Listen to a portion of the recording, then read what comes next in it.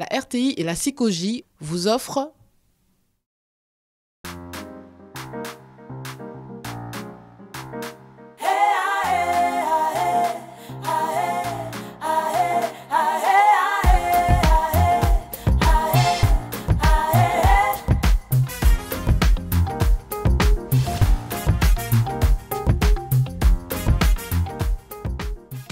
Depuis 1960, la SICOJI s'est donné pour mission d'offrir le meilleur à ses populations à travers la construction de logements adaptés au cadre de vie des Ivoiriens. Aujourd'hui encore, avec sa nouvelle vision et au travers du programme présidentiel, la SICOJI continue de produire des maisons en adéquation avec des commodités et des prix étudiés pour faciliter le quotidien de sa clientèle. Douée d'une expertise et d'une expérience dans le domaine de la construction, la SICOJI s'inscrit totalement dans l'émergence de la Côte d'Ivoire et ambitionne demeurer une entreprise immobilière de grande envergure, construisant des bâtiments avant-gardistes pour le bien-être de ses populations. SICOJI, nous savons faire des maisons.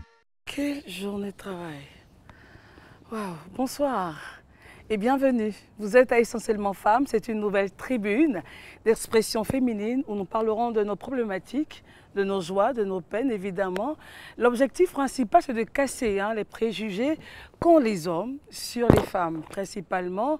Aujourd'hui nous parlerons des femmes et leur carrière professionnelle. Je ne serai pas seule, je serai avec des amis, des copines pour partager donc cette aventure. Je commencerai par présenter Anna Bailly Traoré, mais appelez-la Anna B. Elle est experte chère UNESCO. Salut. C'est ma couleur préférée en plus. Merci beaucoup. Anzi Ouattara, appelez-la Anzi pour moi. Elle est écrivaine, journaliste et animatrice. Maloulou. Vous la connaissez, c'est la multicélébrissime Maloulou. Pour moi, Maloulou, c'est Malou à ceux. Elle est donc productrice, réalisatrice, actrice. C'est bon, ça va. Et puis, comment ne pas faire cette émission, comment sans Steffi Joyce, Madame Conseil, Courrier et Confidence, une rubrique qu'on va retrouver tout à l'heure. Mesdames, bonsoir. Bonsoir. Ça va bien. Oui. Voici ma couleur préférée. Merci Christelle. La dernière fois, je viens. Tout le monde en rouge. Alors, elle est faite, les filles. Bien passé? Oui, c'était bien. On bien. Tu allais prier en fait. Tu allais prier. Oui, je suis allée prier. Il faut prier pour entrer dans la nouvelle année. C'est ça. Il y a des gens qui vont à l'église et puis qui ne vont pas prier. Mais ils vont faire quoi? S'ils ne vont pas prier, qu'est-ce qu'ils font là-bas? Bon, enfin, ils ont deux objectifs. Pour moi, c'était beaucoup de fatigue. Les shopping, voilà. Pour moi, surtout d'abord, pour les enfants. Pour monsieur ensuite, parce que bon, les hommes n'ont pas souvent besoin de changer comme nous. Les vieilles tenues d'abord. C'est pas tout le monde. Donc, le repas en famille, à l'église aussi. Pour prier. Pour prier, c'est bien. Mais personne n'a été bloqué au boulot par le travail? Plutôt bloqué par les embouteillages. Ah parce oui, que pendant la les fêtes, c'est incroyable. Voilà, donc c'est pour ça que moi j'évite vraiment de sortir pour rien, quoi. Franchement, Il je y a fais un les objectif courses. si tu sors, Voilà, c'est je clair. fais les courses un peu avant décembre.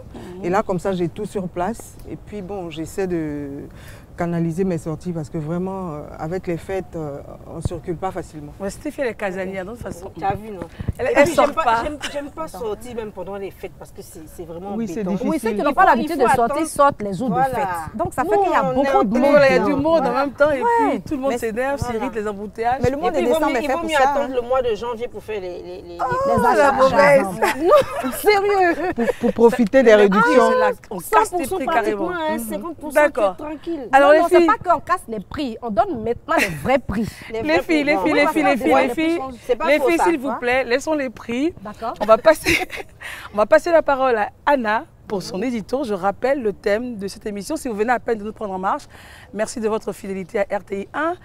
Le thème, c'est les femmes et la carrière professionnelle. Voici, mesdames et messieurs, l'édito d'Anna.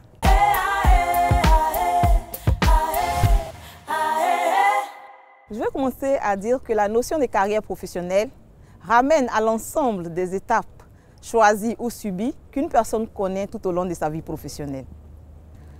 Depuis la proclamation de l'année internationale de la femme par les Nations Unies en 1975, les pays ont intensifié leurs interventions afin de permettre de comprendre que les femmes sont des ressources humaines aussi compétentes que les hommes.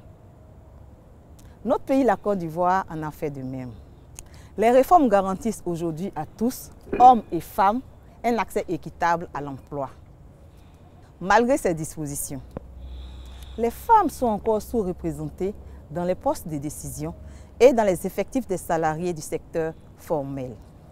En effet, selon les statistiques, en 2012, les femmes représentaient moins de 20% des salariés du secteur privé non agricole. Dans la fonction publique, en septembre 2012, également je dirais 2013, il y avait 28% de femmes fonctionnaires pour 72% d'hommes. Face à cette situation, il y a lieu de se demander pourquoi les femmes occupent ces positions défavorables sur le marché du travail. Lorsqu'elles sont embauchées, les femmes profitent-elles de manière égale des perspectives offertes aux salariés dans les entreprises? Je terminerai par me demander si le statut de vie familiale n'est-il pas un avantage pour une carrière professionnelle épanouie pour la femme?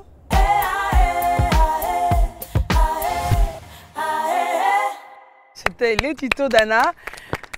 Vous n'avez rien raté si vous venez à peine d'arriver. Vous êtes RTI 1 et vous suivez donc essentiellement femmes.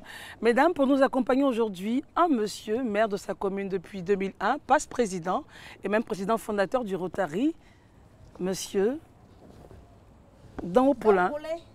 C'est pas le maire d'Atekoubé là? C'est lui. Ah. Tu le connais? Le maire Choco. Depuis 2001, il a duré un peu. Oh, tu es méchante. Mais les gens l'aiment peut-être, c'est pour ça justement. Sa population l'appelle le maire Choco. Ah. Choco, ça veut dire quoi? Pourquoi, pourquoi Choco? Le maire Choco, parce qu'il s'habille bien. Voilà, il présente très bien, c'est un bel homme. Voilà. C'est un bel homme. Oui, c'est un bel homme. Il fait jeune. C'est un bel homme, mais il faut qu'on souligne quelque chose. Hein. Il présente bien, mais sa commune laisse à désirer. Hein. Il y a un véritable contraste entre le maire. Oui, mais c'est ça. Non, mais il faut que je trouve les mots, Marie. Elle cherche les mots, Malou. Elle cherche les mots. C'est vrai, il y a des quartiers précaires dans la commune. Il y a des, mais ce n'est pas toute la commune qui est précaire quand même. D'accord, mesdames, nous allons, avec votre permission, le recevoir. En vous disant, en vous informant qu'il vous a tout entendu. Hein. Ah bon? Il a tout entendu. Voilà, mesdames et messieurs, voici donc notre invité du jour, le maire Daopolin, maire de la commune d'Atekoubé, que nous allons recevoir, qui est notre invité, avec qui nous allons parler des femmes et la carrière professionnelle. Agnameri Choco. Agnameri Choco. Bonsoir, monsieur le maire. Oubliez ce que j'ai dit à côté là. Hein. Il n'oubliera pas. Monsieur le maire, bonsoir. Bonsoir. Alors, je vous le représente. Oui. Anna Bailly Traoré, experte associée chez UNESCO. Aux femmes et pouvoir de décision. Il faut que je précise aux femmes et pouvoir de décision. C'est très important. Elle revendique cela. Tout à fait. Malou, bon, bien sûr, qu'on ne présente plus. Anzi Ouattara. Elle n'est pas présentable ou bien? Nous, on nous présente. Non, on les présente. Ah, d'accord. Votre autorité vous a précédé. Tout à fait. Voilà, elle n'est plus à présenter. Ansata Ouattara, qui est journaliste, écrivaine, animatrice aussi. Animatrice, journaliste, pas écrivaine encore. Non, chanteuse pendant la fête de Noël. Malou. Attention. Alors, monsieur le maire, vous avez entendu ce que nous avons eu à dire sur vous. Oui. Réaction d'abord, avant d'entamer le sujet du jour. Non, je me rends compte que ma commune est mal connue. Mal connue parce que Atekoubé, c'est la commune qui est au cœur d'Abidjan et qui est en même temps, au sens propre comme au sens figuré, le poumon d'Abidjan. Le poumon d'Abidjan parce que vous avez la forêt du Banco qui donne l'oxygénation par l'effet de photosynthèse à Abidjan, évite la pollution d'Abidjan. Mais ensuite aussi il y a le sanctuaire marial. Donc c'est l'oxygénation spirituelle. Mais la précarité dont non, en fait, mon mari m'a dit de vous dire quelque chose. Ah bon? Mon mari dit, vraiment les gens n'ont qu'à faire en sorte que la commune qu'elle habite là soit vraiment nettoyée et tout bien entretenue. Le problème, ce n'est pas... Vous parlez tout à l'heure, je vous ai entendu parler de précarité. Et en fait, c'est tout Abidjan. Même à Cocody, il y a des quartiers précaires. C'est tout Abidjan. Nous avons, à cause de la démographie et aussi de la crise qu'on a connue, le pays a connu une dégradation. Et nous qui sommes une commune famille, une commune modeste, avec des populations modestes, nous avons accueilli pas mal de populations déshéritées et cela a favorisé aussi l'occupation anarchique de certains quartiers dits précaires qui sont en cours de restructuration d'ailleurs. Vous allez voir que beaucoup de quartiers ont été restructurés. On a apporté l'eau potable, on a apporté des équipements de proximité. Donc je peux dire que la précarité n'est qu'un souvenir. Donc aux élections C'est rare, prochaines, un souvenir. plus de quartiers précaires. Non, ce n'est pas qu'il faut agir pour faire Vas-y. reculer la précarité. Mais, Parce que la précarité progressivement. est liée aussi à la pauvreté. D'accord, donc on va quelque dire que part. vous y travaillez. Non seulement nous y travaillons, mais aujourd'hui, vous pouvez observer que beaucoup d'investissements structurants ont été faits qui changent considérablement la visibilité de notre commune et la perception que vous avez de notre commune. D'accord. Alors, monsieur le maire, avec vous, nous allons parler de ce sujet très important, hautement important pour les femmes. Je rappelle que l'objectif, c'est d'essayer de briser un peu, casser les préjugés, casser les mauvais codes qui sont sur le statut des femmes. Alors, les femmes et la carrière professionnelle, déjà, qu'est-ce que cela vous inspire? Je pense que la carrière professionnelle n'est pas liée à un genre, n'est pas liée au genre. Aujourd'hui, on peut dire qu'avec la scolarisation qui a été poussée par les différents gouvernements, les femmes ont la chance d'accéder à tous les corps de métier. Donc, c'est à la base qu'il faut donner la formation, qu'il faut donner l'éducation pour s'assurer que demain, on aura l'égalité des chances. Donc, je pense que la femme a sa place à jouer dans tous les corps de métier. Et peut-être tout à l'heure, on en parlera avec beaucoup plus de précision. Tout à fait. Pour casser un peu des préjugés qui sont préjugés. restés par le passé. Alors, justement, parlons de préjugés. On commencera par ceux de l'entreprise. Là où la femme travaille. Dès qu'elle arrive à une position, on a l'impression que quelqu'un l'a pistonnée ou qu'elle a eu à visiter le lit ou la chambre de quelqu'un. Alors, on dit réaction sur Oui, ce c'est vraiment thème-là. dommage parce que finalement, je me demande si les femmes, je ne sais pas s'il On faut a la dire... capacité. Oui, parce que c'est vraiment frustrant. Parce qu'une fois qu'une femme a un poste de responsabilité, on voit tout de suite quelqu'un derrière, un mentor derrière, quelqu'un avec qui elle sort, bon, je ne sais pas. Et donc, c'est vraiment frustrant parce qu'il y a des femmes qui étudient vraiment et elles méritent le poste qu'elles occupent. Sur le point précis, par exemple, de la maternité. Oui, la maternité, c'est vraiment dommage parce que c'est une des raisons pour lesquelles les employeurs hésitent à embaucher les femmes. Ah bon? Oui, parce qu'on se dit déjà les congés de maternité et même avant les congés de maternité, n'oublions pas les visites prénatales et je vais dire les bobos liés à la grossesse. Donc des absences. Voilà, et tout. donc quand on comptabilise tout ça, on se retrouve peut-être avec 5 mois d'absence. D'inactivité. Voilà, pendant les 12 mois que dure l'année. Donc finalement, on se dit, Ça quand elles fatigue. vont venir, voilà, qu'elles ne sont pas vraiment rentables. Et c'est dommage, parce que quand les femmes sont dans les entreprises, on voit que ça fait bouger les choses. Et ça frustre en fait. Oui, c'est très frustrant. Marie-Louise, hormis le fait de la maternité, il y a aussi la sensibilité féminine. Oui, on dit qu'elles sont maternelles, elles sont trop sensibles. Elles et sont, donc... nous sommes. Enfin. Ah, je suis d'accord avec toi. Pourquoi tu n'es pas Que dedans? nous sommes... Ok, si. Que nous sommes maternelles, que nous sommes trop sensibles et qu'on pardonnerait facilement les erreurs ou les fautes graves qui seraient commises au sein de l'entreprise. Et pourtant, moi, le constat que je fais, c'est que quand la femme a un poste de responsabilité, elle a plus de rigueur, elle fait plus attention même aux petits détails. Et parfois, on dit que bon, elle est caractérielle, elle est chichiteuse elle est et tout ça. Bon, donc je ne sais pas pourquoi finalement on dit que toute sa sensibilité peut mal agir sur la fonction, l'exercice de la fonction qu'elle occuperait. C'est pas vrai. Alors Anna, au total, comment pourrait-on comprendre ces préjugés qui fusent, qui sont souvent blessants? D'accord, Christelle. En fait, je veux rappeler qu'en Côte d'Ivoire, il n'y a pas de loi qui interdise d'embaucher une femme parce que sous prétexte qu'on aurait peur qu'elle fasse des enfants. Ça, d'abord, peut-être qu'il peut exister des barrières de glace, comme on les appelle, mais il n'en existe pas pour l'instant. Donc c'est interdit. C'est interdit. Maintenant, ce que je veux dire, c'est que la femme, c'est un être humain qui a des besoins spécifiques. C'est une femme. Elle doit pouvoir gérer sa carrière professionnelle, mais également son statut de femme, de mère et d'épouse. En tant que mère, la femme est le garant, elle a pour responsabilité de perpétuer la reproduction. Donc il faut qu'elle fasse des enfants, sinon demain, le monde va disparaître.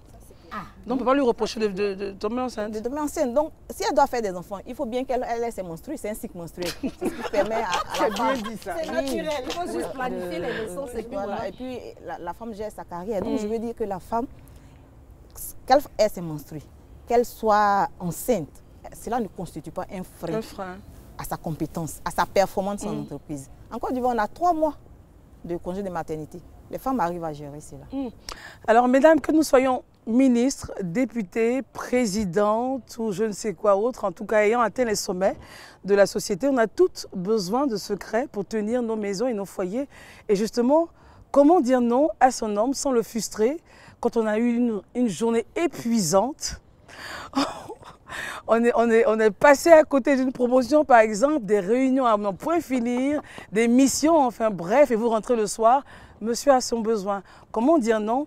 Vous aurez la réponse tout de suite dans Secret de femme. Restez à notre compagnie.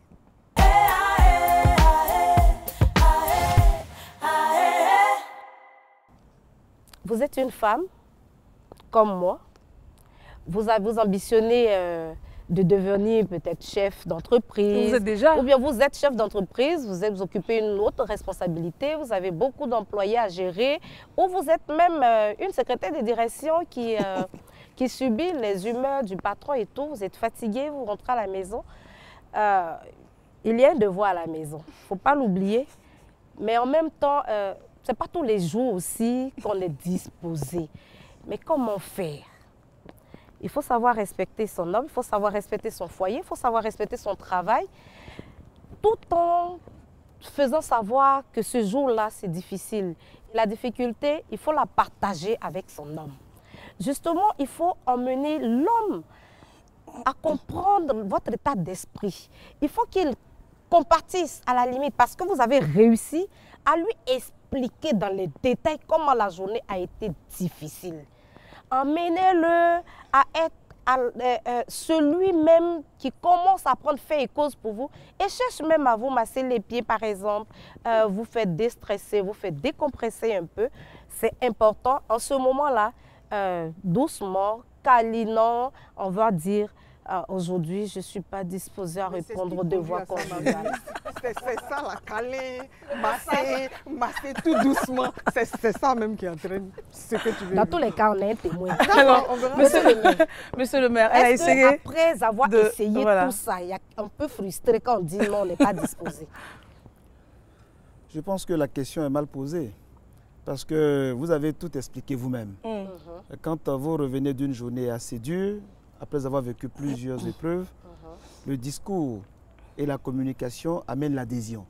À partir du moment où il y a l'adhésion, la contribution à vous déstresser, à vous faire digérer, je pense, les mauvais sorts de la journée, passe justement aussi par là. Parce ça passe par où? Mais justement, c'est ce que le maire dit. Passe par là. Parce ça que passe par là. Vous avez parlé de massage, vous avez parlé de déstresser. De câlin. Mais enfin, je veux dire tout l'environnement de ce qui conduit à être relaxé fait partie de ce que recherche la femme, je pense, dans ce cas de figure. Donc, ce n'est pas de dire non, mais c'est de partager ensemble votre vécu. Et dans le partage du vécu, soit vous aboutissez à ce que vous avez souhaité, à savoir vous reposer, soit aller jusqu'au bout de cette relaxation ultime et du partage. Mais je n'ai pas compris, quand la question est mal posée, je n'ai pas compris. Non, la question n'est pas posée en termes de refus, mais plutôt d'amener dans la connivence à un partage. Alors, si on suit bien, monsieur le maire, il a dit qu'en expliquant, en essayant de faire comprendre, on arrive à ça. Ça, c'est une option. Alors, Anzi disait à la douleur. Tout ce que tu as subi dans la journée. Et puis voilà, ça conduit à ça. Le massage. C'est sa manière de si ça vient volontairement, c'est bon, mais il ne faut pas que ce soit une exigence. Toi, ton objectif, c'est d'éviter ça. Mais lui, ce jour-là, avec tout ce que tu as eu à raconter, tout ça, il dit, bon, ma petite femme, il faut que je t'aide à oublier tout ce que ton patron t'a fait subir. Et puis voilà. Anzi, je veux dire, même si vous êtes malade, par exemple, tant mieux. Même si vous êtes malade, sous perfusion et tout. Ma petite expérience de femme m'a montré que, je veux dire, qu'on soit malade, qu'on soit en deuil, Je crois que c'est ça même qui crée le rapprochement, parce que là, il faut qu'ils Console. compatissent. Voilà, ils compatissent à la douleur et tout. D'accord, Et ça conduit à ça. Voilà, ça conduit à ça. Donc vraiment, on ne peut pas dire non. Je ne pense pas que ça, là. Pour terminer cette Tu vas beau faire, il va dire non. Non, mais ce n'est pas une question. Je pense, voilà pourquoi je disais que la question était mal. Il n'y a pas de frustration possible à partir du moment où il y a la communication. Parce que c'est la communication qui est à la base de tout. Parce que vous partagez tout. Mais si vous allez avec des préjugés, vous-même, en disant qu'en rentrant à la maison aujourd'hui, là, ça va être non, vous partez avec un prérequis qui peut à la fin conduire à des conflits. Mais si vous partez avec le partage, je pense que il est même écrit quelque part que l'amour fait partie des facteurs distressants. N'est-ce pas? Alors au total, écoutons Anna. Pour voilà, comment réagir lorsqu'il y a frustration ou pas, Anna, au total? Lorsqu'une femme est fatiguée, il y a des limites physiques. Hein. Il y a des limites physiques. Il ne faut pas ignorer. Qu'on soit dans un foyer ou pas, il y a des limites physiques. Donc quand une femme est fatiguée, c'est pourquoi nous en gens on parle de négociation. Monsieur le maire l'a dit tout à l'heure, on négocie. Il faut négocier. Il faut faire comprendre à son conjoint, à son mari que nous sommes fatigués, qu'aujourd'hui, étant donné que nous venons de l'hôpital, qu'on a subi on a eu une perfusion, comme le disait tout à l'heure, en disant nous ne pouvons pas véritablement, je veux dire, satisfaire à notre devoir conjugal. Satisfaire et être efficace. Mais ce que je tiens à préciser, il ne faut pas que ça devienne une habitude. Un faux fuyant pour ne pas satisfaire à ses obligations légales et familiales. Quelle que soit la fonction de l'homme, de la femme, je dirais. Mesdames, monsieur le maire, faisons également partie des préjugés. Nous avons parlé de l'entreprise, mais il y a aussi la cellule familiale. Ce n'est pas évident pour une femme d'être toujours en mission. Dans le mois, 3 semaines, elle est partie, visitant des pays, enfin, signant des contrats.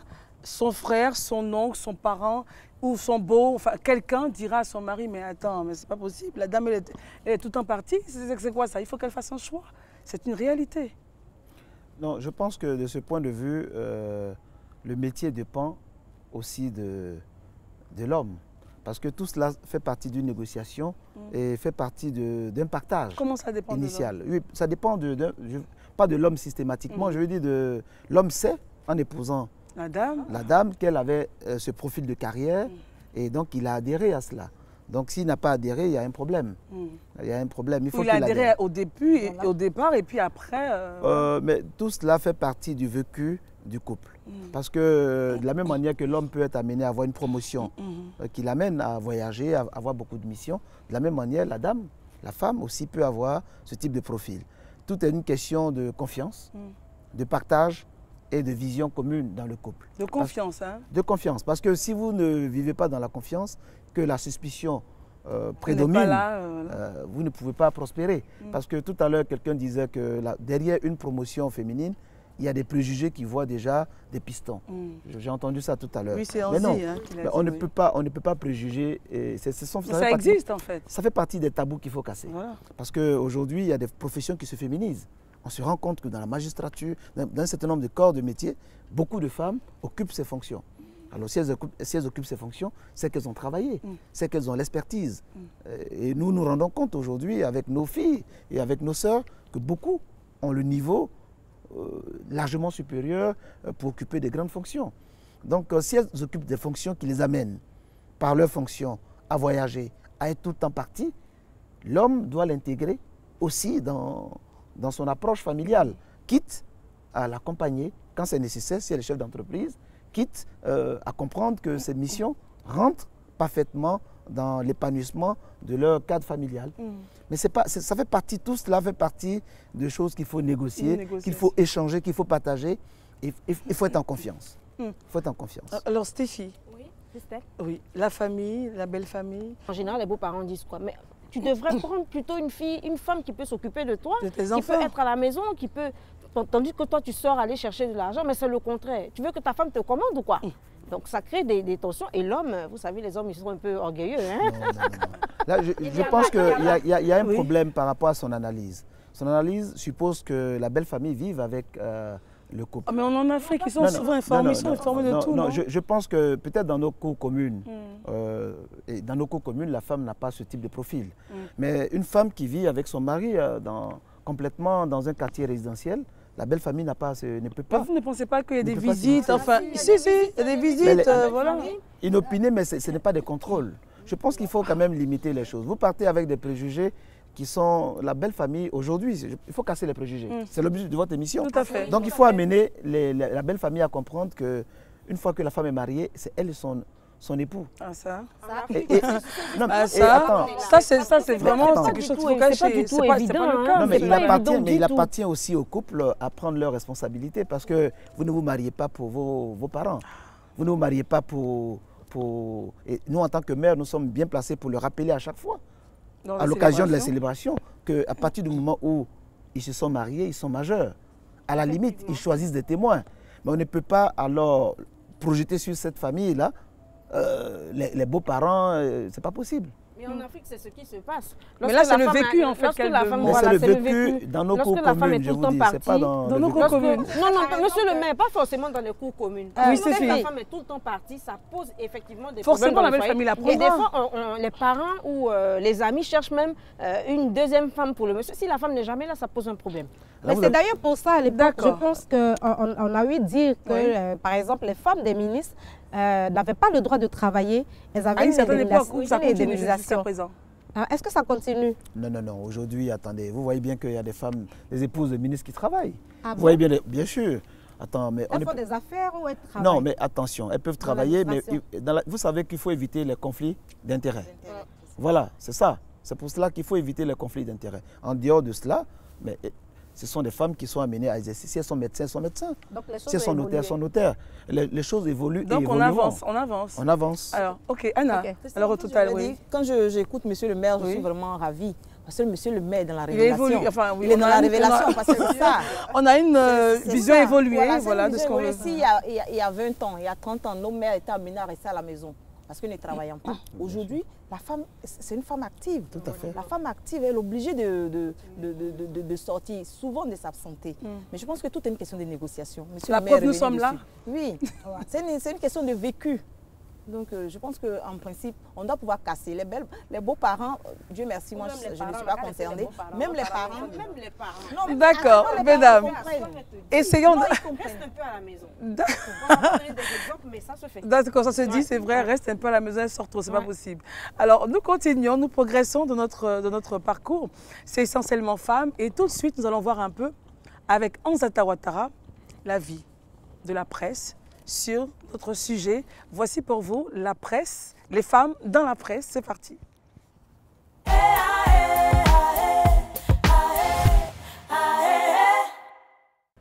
Alors, notre confrère Fulbert Kofi, journaliste à l'Œil d'Afrique, nous dit qu'en Côte d'Ivoire, elles sont nombreuses les femmes qui font partie intégrante du paysage ivoirien.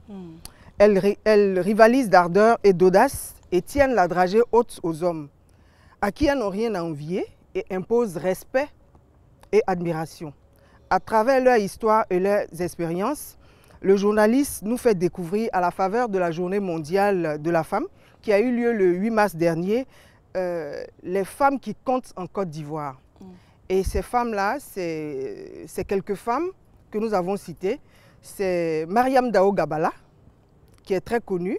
Elle est directrice régionale de Wako Crédit, une institution internationale de microfinance. Massangé Litse Touré, qui est directrice du conseil Café Cacao. Martine Kofi Studer, qui nous rappelle les agences Océan Ogilvy.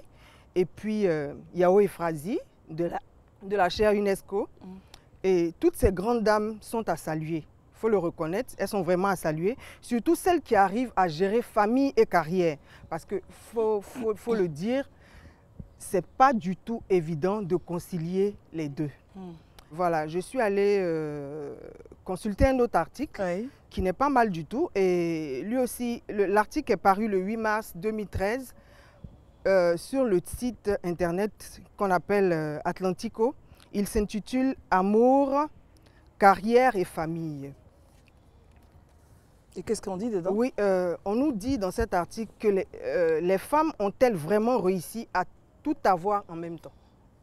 C'est une problématique qui se pose à l'homme avec grand H. C'est valable aussi pour l'homme. comme pour la femme. Mais est-ce que la femme n'a pas plus de pression? C'est vrai que la femme a beaucoup plus de pression à cause de notre environnement social. C'est vrai que la femme en Afrique, et même dans le monde, la femme est perçue comme celle qui doit garantir le socle familial et aussi la société de demain. Donc elle doit procréer. Pour ce faire, il lui faut forcément rester à un moment donné dans la sphère familiale pour sauvegarder justement les valeurs. Parce que la femme est porteuse de toutes les valeurs de la société. C'est pour cela qu'on met beaucoup de charges sur la femme. Et ayant toutes ces charges et ces pesanteurs, elle ne peut pas espérer avoir la latitude de faire une carrière complète. C'est-à-dire le beurre et l'argent du beurre, quoi. Mais attention, ces mêmes pressions pèsent aussi sur l'homme. Et moi, je me rends compte que si vous voulez faire la politique, c'est-à-dire vous rendre disponible pour la société, pour vos concitoyens, vous sacrifiez aussi une bonne partie de votre vie de famille. Parce que vous ne pouvez pas être en même temps à la maison et auprès de vos concitoyens. Donc ces contraintes se posent à tout le monde, beaucoup plus à la femme, c'est vrai, mais je peux dire qu'aujourd'hui, beaucoup de femmes arrivent par leur charisme à gérer leur vie de famille et atteindre un niveau social assez important. Marie-Louise? Ouais, moi, je pense que c'est un problème d'organisation. C'est un problème d'organisation. C'est vrai, on a envie de devenir ce dont on rêve. Mais en même temps, on est femme et on a la responsabilité de l'éducation des enfants à la maison. La professeure qui a fait la chronique, la dame là, elle a dit qu'à un moment donné, elle a dû abandonner son poste au gouvernement. Ça, c'est un choix, ça dépend. Parce que trop ambitieux aussi tue l'ambition. Ouais, il faut savoir, c'est pour ça que je dis que c'est un problème d'organisation. Il faut savoir ce qu'on veut dans sa profession, dans sa carrière professionnelle et savoir aussi qu'on est femme et qu'on a une famille à gérer. Si on réfléchit de cette façon, c'est sûr qu'on va pouvoir trouver donc le juste milieu. On ne peut pas aller trop haut en fait, c'est ça? Trop haut, c'est quoi? Trop haut, c'est être pilote, trop c'est être médecin, trop c'est être président de la République. Par exemple, le pilote. On ne va pas dire que Sirleaf ne voit pas ses enfants. Elle peut ne pas les voir comme la femme qui va au marché d'Agamé, les voit régulièrement, les voit tout le temps. Mais elle a une organisation qui permet Sirleaf, donc présidente de la République du Libéria. Elle a le temps quand même si c'est une heure sont concentrées, sont condensées et elle donne ces une heure-là à ses enfants. En fait, il faut savoir, pourquoi on parle d'objectif? Tout à l'heure, monsieur le maire l'a dit, tout est une question de vécu. Marie-Louise aussi l'a répété. Quand on n'a pas d'objectif, peu importe le chemin qu'on emprunte. Peu importe le chemin qu'on emprunte, c'est-à-dire quel est ton objectif de carrière? Et en fonction de ça, tu fixes. Donc l'objectif, c'est à partager avec le monsieur. Le monsieur, ensemble, vous fixez les objectifs de carrière. Et chacun sait ce qu'il a à faire pour que la femme progresse, pour que son homme progresse. Toute une question de négociation. Mais ce n'est pas facile, je ne dis pas que c'est facile. Mais il ne faut pas s'attendre à progresser dans la vie et vouloir être 24 heures sur 24 près de ses enfants. À la maison, c'est pas possible. C'est pas possible. C'est pourquoi en Côte d'Ivoire, dans les pays développés, les gens ont des congés. Nous encore, je ne suis pas sûre que ce soit encore une culture. C'est-à-dire les congés? Les vacances payées où la famille peut aller prendre ses vacances. Nous répondre rapidement là-dessus. Tout ça. Est-ce que ici c'est monsieur le maire? Bien sûr, la législation prévoit des congés. Ça existe pour tout le monde, et aussi bien dans le public comme dans le privé. Seulement c'est que c'est la culture qu'il faut avoir des vacances et des ruptures. Voilà, il faut avoir la culture de la rupture. Si les vacances, c'est les funérailles. Hein, voilà, on n'a pas la culture du repos. On n'a pas la culture du repos et de profiter de la vie. Elle a si bien dit, et vous l'avez répété tout à l'heure, que beaucoup ont fait du tourisme funéraire pour connaître la Côte d'Ivoire, mais ils ne se sont pas levés comme ça pour aller au dîner. Ils vont au dîner parce qu'un ami a perdu un parent au dîner. Ils vont à Bangourou parce que... Donc c'est du tourisme funéraire. Il faut plutôt faire du vrai tourisme où on prend sa famille et à un moment donné on fait de la rupture avec ses enfants. Et on peut, à partir de ce moment-là, concilier une vision professionnelle, une ambition, aussi bien pour la femme que pour l'homme. Mais tout cela permet à un moment donné d'avoir une vie de famille, c'est possible. Tout à fait. C'est pas par manque de moyens aussi comme... Alors, laissons, avec votre permission, Anna répondre à cette problématique, que ce soit les moyens ou autres. C'est vrai. C'est vrai, le niveau de pauvreté dans les pays africains, en particulier dans notre pays, ne permet pas à tout le monde de se donner. 15, c'est compliqué. Voilà, de s'offrir des vacances. Mais on peut s'offrir des vacances, aller dans son village, se reposer, ce sont des vacances. Tout à fait. Il ne faut pas s'attendre à aller forcément. Non, on peut aller... Il n'y a pas de pain, il n'y a pas de beurre, il n'y a pas de lait. Envoyé quoi d'Abidjan? Ça coûte plus cher, la vacance au village. Qu'est-ce que tu m'as envoyé de la ville? C'est une proposition, allez-y. Voilà, je voulais terminer par le fait qu'en Côte d'Ivoire, la véritable difficulté, c'est que c'est vrai, l'État fait déjà beaucoup. Moi, je salue vraiment les efforts de l'État, l'environnement politique, l'engagement même du président de la République en faveur des femmes. Mais maintenant, on doit mettre en place des dispositions opérationnelles. Une femme qui travaille, c'est vrai, elle peut avoir... Nous sommes en Afrique, c'est pourquoi nous avons nos mamans, nos cousines qui sont à la maison. Mais s'il y a beaucoup plus de crèches, on pourra amener nos enfants là-bas. Les crèches, on peut déposer les enfants. Les enfants, pour que la femme aille travailler. C'est ce dispositif-là encore qui est un peu timide. Voilà, c'est ce que je voulais dire. Sinon, en principe, une femme peut concilier sa vie de famille et son boulot. Et son sommet. Oui. Merci, mesdames. Alors, dans cette émission, mesdames et messieurs, vous aurez l'occasion de nous écrire pour nous raconter une préoccupation que vous avez. Et avec Steffi Joyce, vous aurez l'occasion, dans la rubrique Confidence, d'avoir des conseils de notre invité, évidemment, de notre spécialiste. Voici pour vous la rubrique Confidence. Depuis 1960, la SICOGI s'est donné pour mission d'offrir le meilleur à ses populations à travers la construction de logements adaptés au cadre de vie des Ivoiriens. Aujourd'hui encore, avec sa nouvelle vision et au travers du programme présidentiel, la SICOGI continue de produire des maisons en adéquation avec des commodités et des prix étudiés pour faciliter le quotidien de sa clientèle. Douée d'une expertise et d'une expérience dans le domaine de la construction, la SICOGI s'inscrit totalement dans l'émergence de la Côte d'Ivoire et ambitionne demeurer une entreprise immobilière de grande envergure, construisant des bâtiments avant-gardistes pour le bien-être de ses populations. SICOGI, nous savons faire des maisons.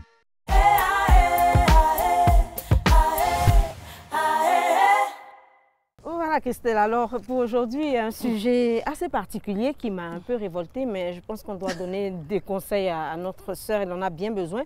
Alors elle se prénomme Hélène, elle a 31 ans et elle a peur du mariage.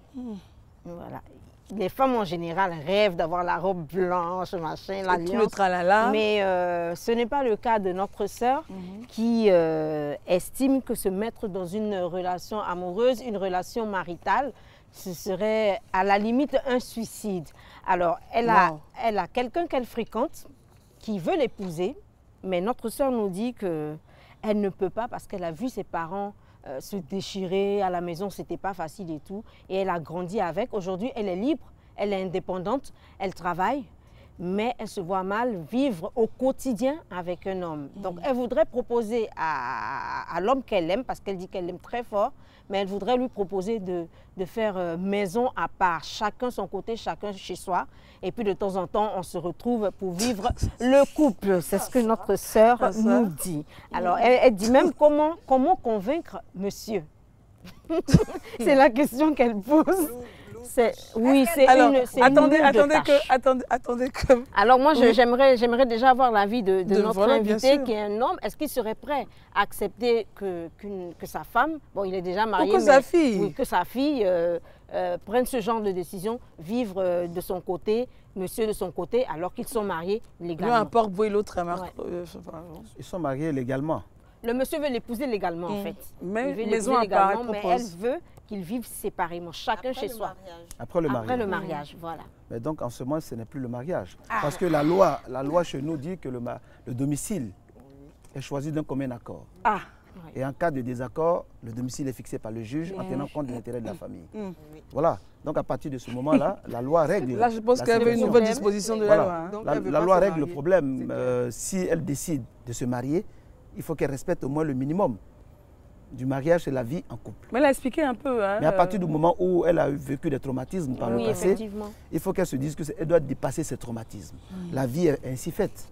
Nous ne sommes pas formatés pour vivre de façon linéaire. Il peut arriver que notre passé nous rattrape, nous façonne, mais il nous appartient de préparer notre avenir. Et pour préparer l'avenir, il faut dépasser des préjugés, il faut puiser en nous-mêmes tout ce qui a été comme rancœur, comme peur. Il faut vaincre tout ça pour avancer. Et je pense qu'elle doit avancer résolument vers la voie du mariage parce qu'elle a la capacité d'aider la Côte d'Ivoire, aider sa famille à se constituer, à donner naissance à une nouvelle génération. Parce que si jamais elle ne se marie pas, sur quoi le pays et la société vont reposer pour procréer et pour avancer? C'est pourquoi il faut la convaincre de se marier, quelles que soient les vicissitudes du mariage. Parce que ce n'est pas un fleuve tranquille. Clair. Il y a des vicissitudes, mais voilà, il faut qu'elle se marie et qu'elle accepte de vaincre le signe indien. Je peux juste ajouter une chose. Avant donc, avant Anna. Terminer avec Anna, oui. C'est juste de dire à ma sœur que chacun vit ses expériences, chacun fait ses expériences. Les expériences des parents ne sont pas forcément nos expériences. Il faudrait que, si tu aimes vraiment cet homme, il faudrait que tu te lances, ma chérie, dans cette histoire. Parce que, quoi qu'on dise, le mariage, le maire le disait tout à l'heure, pardon, la vie maritale n'est pas un fleuve tranquille. La vie même que nous menons n'est pas un fleuve tranquille. Alors, les hauts, les bas sont aussi importants pour toi pour pouvoir renforcer ta relation de couple. Rien n'est facile. Même si vous vivez séparés, rien ne dit que vous serez heureux. Donc, autant te jeter à l'eau, vivre ton amour, vivre ta relation. Et puis avoir une seule clé. Puis, voilà, avoir une seule clé. Et puis, de temps en temps, si tu as envie de t'échapper, tu peux prendre 2-3 jours, tu voyages, ça peut se faire, tu t'oxygènes, tu reviens dans ton foyer. Et avec tranquille. la permission de monsieur. Hein, avec, oui, bien entendu, conseils, avec la permission de monsieur. Hein, c'est clair. Alors, Anna, au total, que retenir de ce courrier? Je comprends qu'elle ait subi des frustrations, elle ait subi des traumatismes, comme on le dit, quand elle était enfant. Mais si jamais elle décide de se marier et de vivre séparément, elle s'expose à la loi. Parce que la loi dit que l'homme, le mari et sa femme, le maire vient de le dire, doivent habiter. Sous le même toit. Sous le même toit. Déjà ça, pour ça, elle doit se dire qu'il faut qu'il y ait un domicile commun pour les deux. Et puis, elle a été traumatisée. Donc, elle veut traumatiser ses enfants. Ah oui, comment ils vont vivre, en fait? Parce que comment ils vont vivre? Déjà, lorsqu'il y a un divorce même, les enfants qui sont partagés entre leur maman et leur papa divorcés sont traumatisés. Donc, si elle a été traumatisée, qu'elle préserve ses enfants, qu'elle fasse des efforts. C'est ce que je veux dire. Voilà, je pense qu'elle a bien compris. Et puis, c'est aussi pour celles qui auraient peut-être la mauvaise idée de vouloir faire comme notre sœur. D'avancer et de vivre. Je ne sais pas si il y a des pays qui autorisent ça, mais nous, en Côte d'Ivoire, nous Monsieur le maire, vous avez déjà eu vent de ça, non? Une législation pareille qui autoriserait que... Non, la législation ivoirienne est claire. Le domicile de la famille doit être choisi de commun accord par les conjoints. Et en cas de désaccord, le juge est habilité à trancher dans l'intérêt de la famille. D'accord. Alors, merci en tout cas pour cette rubrique et ce courrier.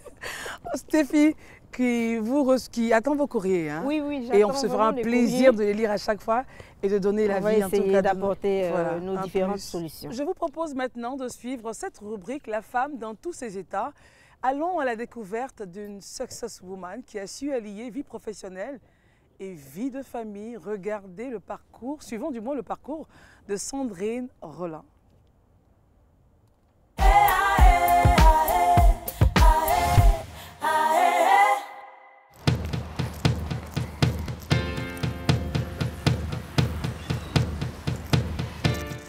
Bonjour. Bonjour madame. Bonjour. Bonjour monsieur Roland.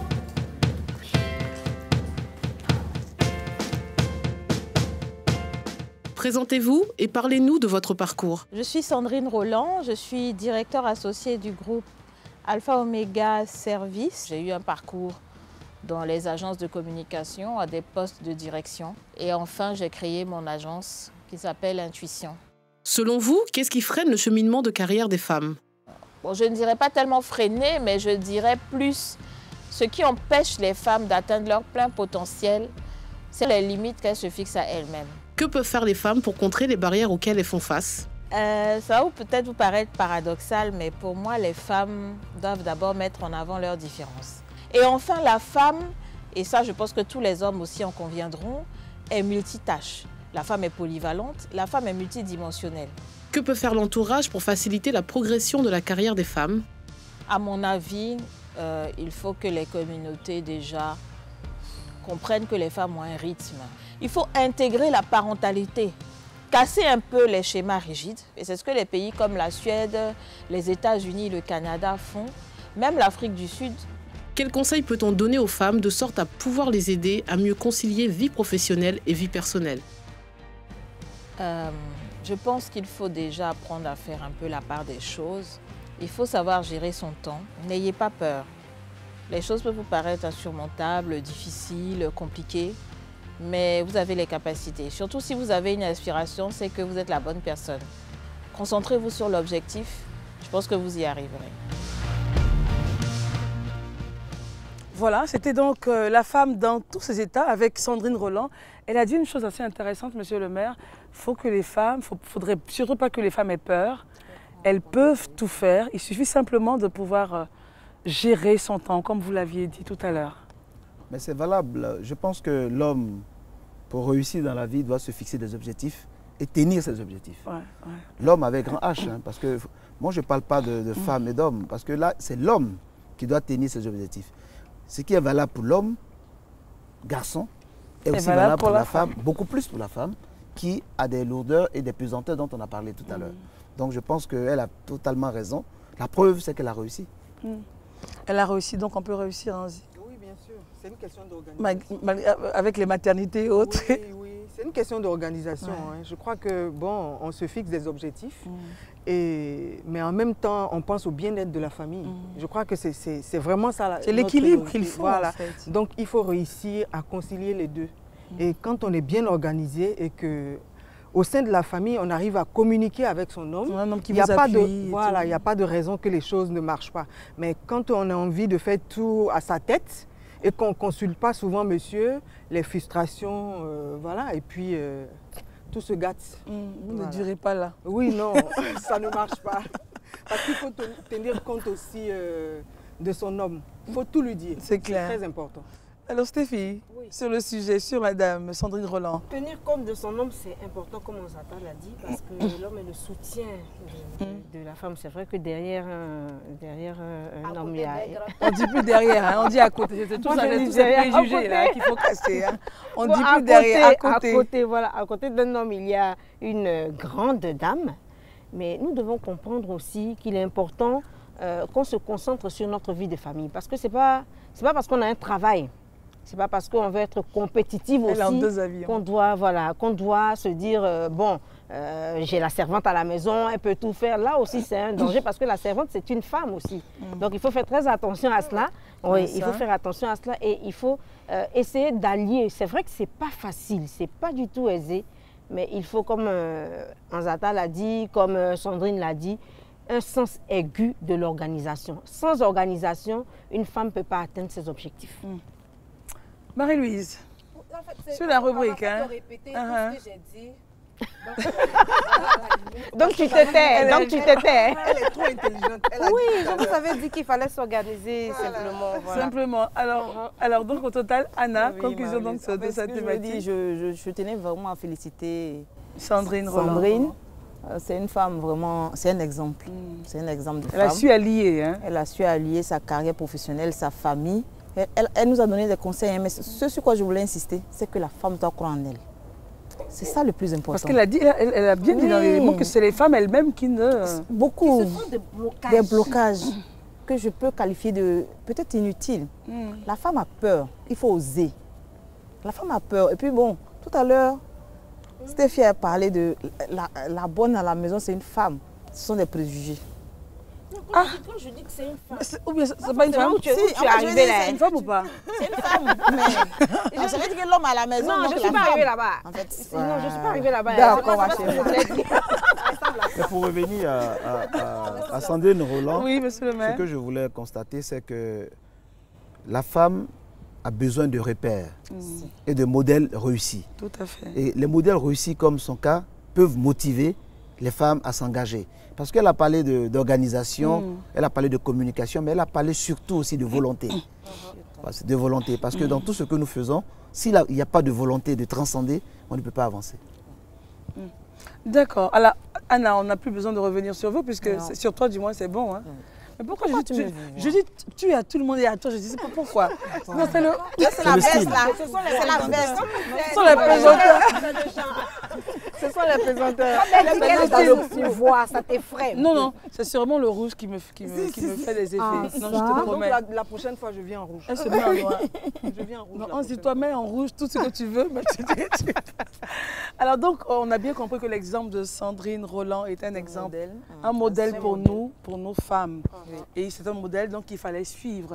Mesdames, nous sommes pratiquement au terme de cette émission. On a pris beaucoup de plaisir à être en votre compagnie. Mais on ne saurait se quitter sans que, monsieur le maire, puissiez dire quelque chose aux femmes et aussi conseil aux hommes. Hein, parce qu'on a parlé, certes, mais il y en a aussi, juste un exemple, lors des législatives de 2010, j'ai rencontré pas mal de femmes qui s'étaient inscrites au départ sur les listes, mais qui ont très vite fait de retirer leur nom. Parce qu'il y a eu des conseils de famille, des fauteuils blancs, entre griffes, on les a réveillés à minuit, 1h. Mais qu'est-ce qui ne va pas? Tu cherches quoi? Et le foyer, les enfants? Mais ça ne va pas, il y a quelque chose qui ne va pas. Tu as trouvé quelqu'un dehors, mais... Et donc, elles ont retiré leur nom sur ces listes-là. Alors, conseil aux femmes, mais également et surtout aux hommes. Le conseil que nous pouvons nous donner à nous-mêmes en tant qu'hommes, et surtout en tant que décideurs, c'est de faire en sorte que le cadre législatif, administratif, soit incitatif. Et tout à l'heure, il a été dit que le gouvernement a fait beaucoup d'efforts pour donner un cadre qui fait la promotion de la femme, à travers le ministère qui a été consacré à la femme et à travers de nombreuses initiatives qui sont prises pour scolariser la jeune fille, pour inciter au niveau de l'État du Côte d'Ivoire, au niveau de l'administration, qu'au niveau du privé, à encourager la femme. Et en plus de cela, beaucoup d'actions sont prises pour lutter contre les pandémies qui se féminisent et qui touchent la femme. Donc je pense que tous ces efforts, nous devons les poursuivre pour protéger la femme et lui donner un cadre incitatif pour prendre sa carrière en main. Prendre sa carrière en main. Mais en conclusion, quand on regarde bien, tout repose sur la communication. Tout repose sur la communication, sur le discours, sur les pesanteurs que nous devons dépasser. Nous devons puiser en nous-mêmes. Les femmes, comme les hommes, doivent puiser. Nous devons puiser en nous-mêmes pour briser un certain nombre de préjugés vulgaires qui bloquent les femmes. Mais in fine, on a vu l'exemple de Mme Roland. Nous nous rendons compte qu'une femme déterminée, bien éduquée, une femme qui a beaucoup de volonté et qui sait s'organiser, peut prendre son destin en main et être une lumière pour la Côte d'Ivoire, une lumière pour son foyer, une lumière pour le monde. Et atteindre les sommets. Et atteindre les sommets. Alors Anna, avec vous, juste selon la norme, au total, que retenir? Là, c'est un message adressé directement aux femmes, directement Anna. Et nous allons terminer. Au total, monsieur le maire a tellement bien conclu que... Mais Anna, vous à chaque fois... Non, si, les gens... Je dis en vous fait, encore, toi à chaque fois. Je suis parfaitement contente parce qu'il y a peu d'hommes... Les hommes qui comprennent le message comme monsieur le maire ne sont pas nombreux. Vraiment. Je ne sais pas s'ils représentent... C'est l'exception. Je ne sais pas s'ils représentent le pourcentage qu'il faut, mais il comprend.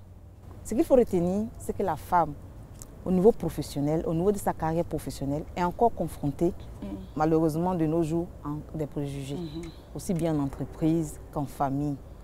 Mais ce que je constate de nos causeries, des interventions de monsieur le maire, qui représente ici les hommes, l'ensemble des hommes, c'est que l'esprit évolue.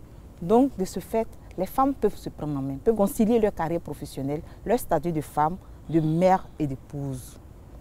Elles sont chargées de pérenniser l'espèce humaine.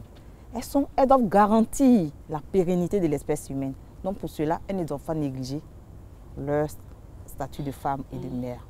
Mais le plus important pour moi, à la fin de cette émission, pour nous, je pense, c'est que la femme doit croire en elle. Si elle croit en elle, elle peut soulever des montagnes. Oh, j'ai envie d'applaudir. Voilà, alors je rappelle que vous pouvez donc réagir sur la page Facebook de cette émission, essentiellement femmes, et au total, ils ont tellement bien parlé que j'ai même pas envie de reprendre certains mots. Dans tous les cas, on peut y arriver. Nous sommes femmes, nous sommes mères, nous sommes belles et nous pouvons tout obtenir. Il suffit simplement de s'organiser, comme ils l'ont dit. On se retrouvera donc samedi prochain à partir de 19 h pour une autre émission essentiellement femmes. À bientôt. Ce programme vous a été offert par la RTI et la SICOJ. Depuis 1960, la SICOJ s'est donné pour mission d'offrir le meilleur à ses populations à travers la construction de logements adaptés au cadre de vie des Ivoiriens. Aujourd'hui encore, avec sa nouvelle vision et au travers du programme présidentiel, la SICOJ continue de produire des maisons en adéquation avec des commodités et des prix étudiés pour faciliter le quotidien de sa clientèle. Douée d'une expertise et d'une expérience dans le domaine de la construction, la SICOJ s'inscrit totalement dans l'émergence de la Côte d'Ivoire et ambitionne de demeurer une entreprise immobilière de grande envergure, construisant des bâtiments avant-gardistes pour le bien-être de ses populations. SICOJ, nous savons faire des maisons.